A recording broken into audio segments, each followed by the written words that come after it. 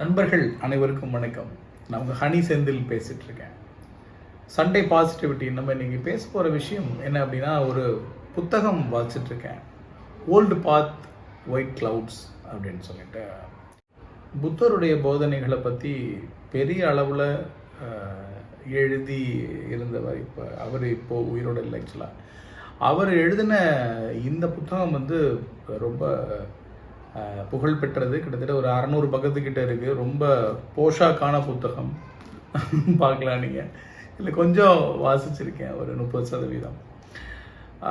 இதில் புத்தருடைய வாழ்க்கை வர்றார். ஒரு ஆரம்பத்துலேருந்து எப்படி அவருடைய அந்த பாத் இருந்தது அப்படிங்கிறத முழுமையாக எளிய விவரணையாக சொல்லப்படுற புத்தகம். இதில் புத்தருடைய அந்த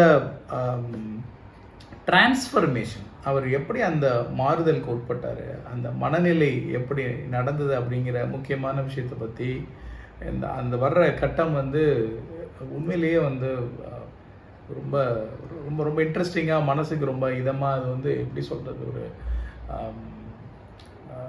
ஒரு அதிர்ச்சி ஊட்டுற மாதிரியான,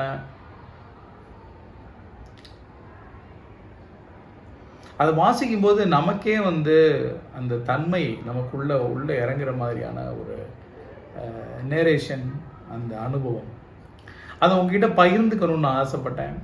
அதாவது அவர் இந்த போதி மரம் அப்படின்னு சொல்லுவாங்க. ஆக்சுவலாக அந்த மரம் அது ஒரு அத்தி மரம். ஆக்சுவலாக அதில் அவர் அந்த நிலை அடைந்ததுனால அவரை புத்தர் அப்படின்னு சொல்கிறாங்க.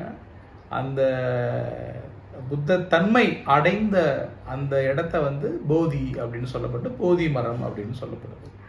ஸோ அது ஒரு அத்தி மரம். அங்கே அந்த ரியலைசேஷன் முழுமையாக அவர் கிடைச்சதுக்கு அப்புறமா அவர் அந்த இடத்துல இருந்துட்டு அப்படி உயர பார்த்து அந்த இலையை பார்க்குறாரு.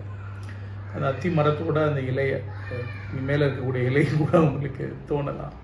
சரி, அந்த இலையை பார்க்கும்போது அந்த ப்ளூ பேக்ரவுண்ட், அந்த ஸ்கையில் அந்த இலை ஆடும்போது, அந்த இலையை அவர் உற்று நோக்கும்போது அதில் சூரியனும் நிலாவும் இருக்கிறத அவர் உணர்றாரு.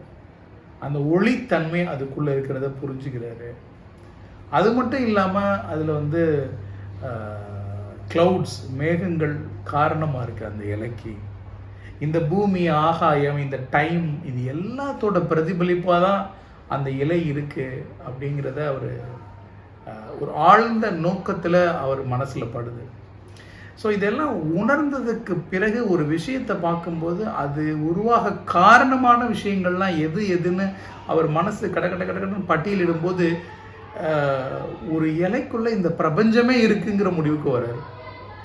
அதே நோக்கத்தோட எல்லா விஷயங்களை பார்க்கும்போதும் எதுவுமே தனித்தனி இல்லை, எல்லாமே ஒன்று தான், ஒன்றுக்குள்ளே ஒன்று தான் அப்படிங்கிற ஒரு ஒரு ஒரு பரிபூர்ணமான ஒரு ஒரு ரியலைசேஷன், அந்த தன்மையெல்லாம் புரிஞ்சுக்கிற சூழல் அவருக்கு வருது.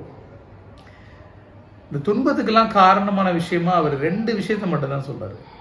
நம்பர் 1, இதெல்லாம் ரொம்ப பர்மனண்டானது, விஷயங்கள்லாம் ரொம்ப நிலையானது, இது எல்லாமே சாஸ்வதம், இது எல்லாமே நமக்கு தான், இது நம்ம இங்கே தான் எப்போவுமே இருக்க போகிறோம் அப்படிங்கிற மாதிரி எண்ணம், இது ஒரு காரணம். இன்னொன்று, இது ஒரு பால் சார்ந்த ஒரு விஷயத்தோடு நெருக்கப்பட்டது, அதாவது ஒரு கண்டெயின் ஆனது, ஒரு தனித்துவமானது, ஒரு தனியாக ஒருக்குள்ள கட்டமைப்பாக இருக்கிறது, இண்டிவிஜுவலிஸ்டிக்காக இருக்கிறது அப்படிங்கிற மாதிரியான ஒரு சிந்தனை. இங்கே எதுவுமே நிலையானதும் இல்லை, எதுவுமே ஒரே தன்மையோட தொடர்ந்து இருக்கிறதும் இல்லை.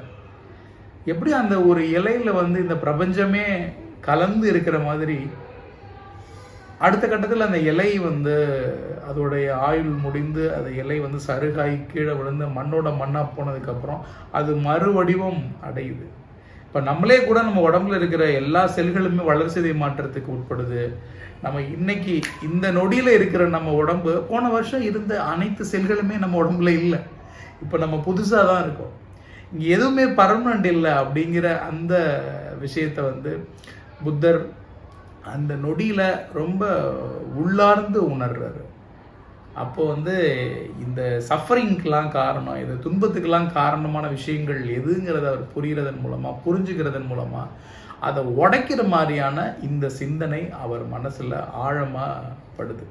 இப்போ நான் சொல்கிறதும் நீங்கள் கேட்குறதும் நம்ம அறிவு தளத்தில் இந்த விஷயத்தை பேசுகிறோம். நான் ஒரு தகவல் நான் படிக்கிறேன், அதை நான் ஓரளவு புரிஞ்சுக்கிறேன், அதை உங்களுக்கு சொல்லி இந்த தகவலை உங்கள்கிட்ட பகிர்ந்துக்கிறேன். இது வந்து அறிவு தளத்தில் நடக்கிற ஒரு பேச்சு. ஆனால் இதை உணர்வு பூர்வமாக ஆழமாக மனசில் அவர் உள்வாங்கும் போது மட்டும்தான் அது ரொம்ப ஒரு மிகப்பெரிய புரிதல் ஏற்படுது. சுற்றி பார்க்குற ஒவ்வொரு பொருட்கள், ஒவ்வொரு உயிர்கள், மனிதர்கள் மேலே ஒரு கட்டுப்பாடற்ற ஒரு எல்லையற்ற ஒரு அன்பு பிறக்குது. நாம் தான் அது, அந்த விஷயம்தான் நாமளாகவும் இருக்கிறோம். அது நம்மளோட ஒரு பகுதி தான். இந்த இயற்கை, இந்த பிரபஞ்சத்தோட ஒரு பகுதி தான் எல்லாமே, நம்ம உட்பட அப்படிங்கிற ஒரு சிந்தனை வருது. இது ரொம்ப ஆழமான சிந்தனை. ஒரு விஷயத்தை நம்ம படிக்கிறப்ப, கேட்குறப்ப அதை முதல்ல நம்ம அறிவு தளத்தில் சிந்திக்கிறோம். அதை தொடர்ந்து அதை நம்ம உணர்வுல ஏற்றி அதை வந்து நம்ம உள்ளார்ந்து கிரகிக்கிற மாதிரியான சூழல் தொடர்ந்து அந்த புரிதல் நமக்கு இருக்கிறதும், தொடர்ந்து அந்த அனுபவங்கள் மூலமாக தான் நமக்கு கிடைக்கும். அதோடைய தொடக்க புள்ளியாக எனக்கு இந்த நூல் இருக்குது அப்படின்னு நான் சொல்லுவேன். வாய்ப்பு இருக்கிற நண்பர்கள் இந்த நூலை வந்து படிக்கணும்னு நான் கேட்டுக்கிறேன். ஓல்டு பாத் ஒயிட் கிளவுட்ஸ். இது உங்களுடைய சிந்தனைக்கு, உங்களுடைய உங்களுடைய பர்செப்ஷன்ஸ் எல்லாத்தையும் மாற்றக்கூடிய, வாழ்க்கையில் உள்ள ஒவ்வொரு புள்ளியையும் நாம் எப்படி பார்க்க முடியும், அதை பார்த்து எப்படி கடக்க முடியும், எப்படி நாம் வந்து ஒரு நிறைவை அடைய முடியும், நம்ம வந்து ஒரு அந்த துன்பம் மிகுந்த அந்த சுழலிருந்து எப்படி நாம் நம்மளை கட்டவிழ்த்து தன்னியல்வாக ஒரு நீரோடையில் விழுந்த ஒரு இலை எப்படி போகுதோ அந்த மாதிரி நம்ம போக முடியும் அப்படிங்கிற அந்த வாழ்க்கை முறையை நோக்கி, அந்த சிந்தனையை நோக்கி உங்களுடைய செயல்பாடுகள் அமைகிறதுக்கான ஆரம்ப புள்ளியாக இந்த சிந்தனை உதவும் நான் நம்புகிறேன். இன்னும் ஒரு சிந்தனையோடு நம்ம அடுத்த வாரம் சந்திக்கலாம். தேங்க்யூ ஸோ மச் ஃபார் வாட்சிங் த வீடியோ. தேங்க்யூ.